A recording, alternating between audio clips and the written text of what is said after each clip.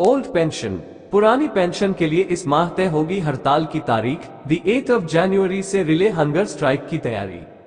OPS के लिए गठित national joint council of action (NJCA) की संचालन समिति के वरिष्ठ सदस्य और AIDF के महासचिव सी श्री कुमार ने बताया, स्ट्राइक नोटिस और अनिश्चितकालीन हड़ताल को लेकर इस माह अंतिम निर्णय ले लिया जाएगा। मार्च में देश भर के सरकारी कार्यालयों और प्रतिष्ठानों में अनिश्चितकालीन हड़ताल शुरू हो सकती है। केंद्र एवं राज्य सरकारों के कर्मचारी संगठन पुरानी पेंशन बहाली की मांग को लेकर अनिश्चितकालीन हड़ताल पर जाने की तैयारी कर रहे हैं।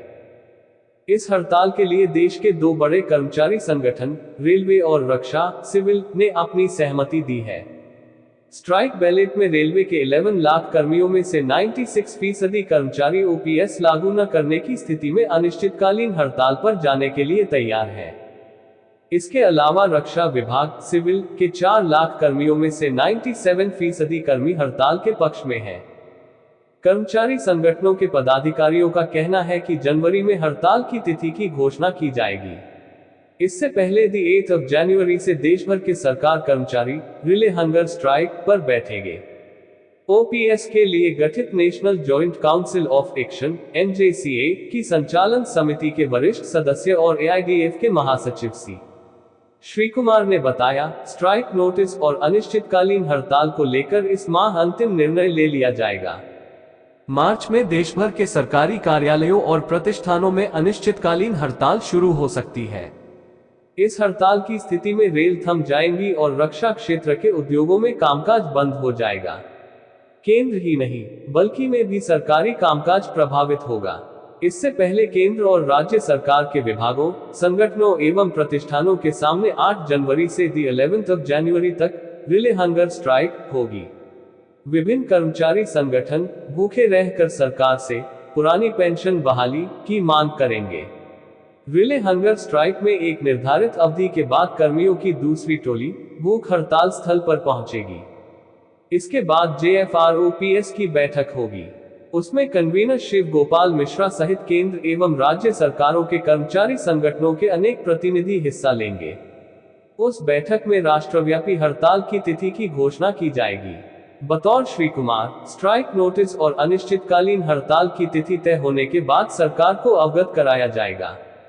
कैबिनेट सेक्रेटरी को JFROPS के निर्णयों की जानकारी देने के लिए पत्र जारी होगा। देश में पुरानी पेंशन बहाली को लेकर केंद्र एवं राज्यों के सरकार कर्मचारी आंदोलन कर रहे हैं। इस मांग को लेकर दिल्ली और दूसरे प्रदेशों में कई रैलियां हो चुकी हैं।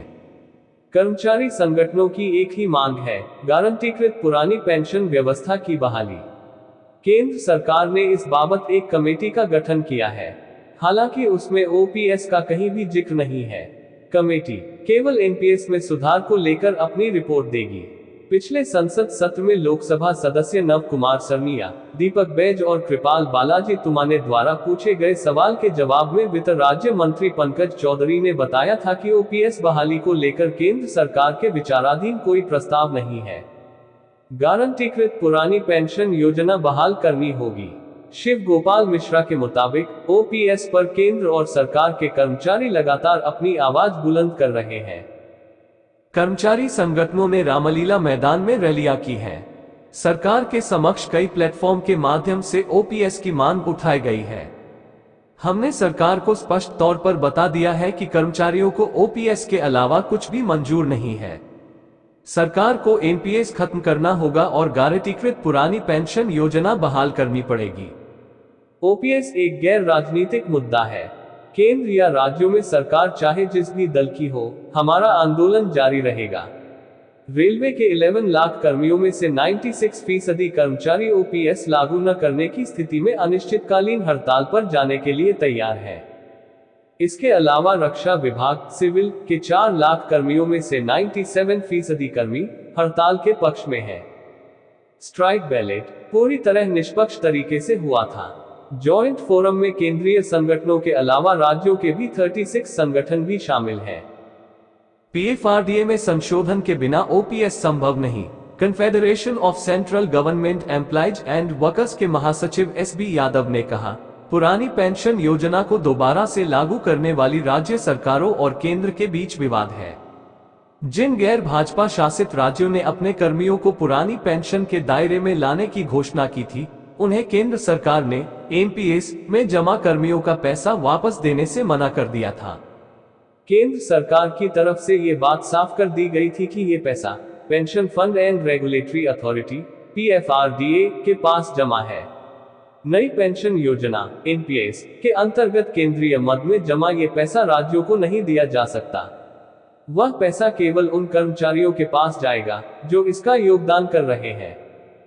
Confederation of central government employees and workers बड़े स्तर पर रिले हंगर स्ट्राइक में हिस्सा लेगा।